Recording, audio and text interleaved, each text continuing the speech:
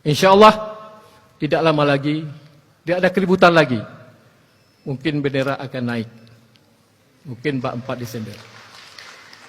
Dengan catatan revisi, insya Allah sudah kami pikirkan untuk kita boleh berkibar di Aceh.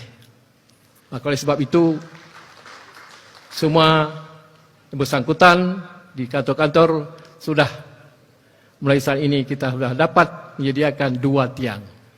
Satu panjang, kemudian yang satu pendek. Kalau tidak, sebenarnya ada wakil MPR yang mengatakan itu. Tetapi beliau kurang sehat, maka beliau tidak sempat hadir. Dan insya Allah dalam waktu dekat ini, semua ada aman damai. Seperti kawan-kawan bilang tadi,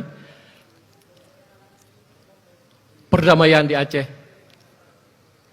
akan kekal dan hakiki selama-lamanya. Insya Allah mudah-mudahan.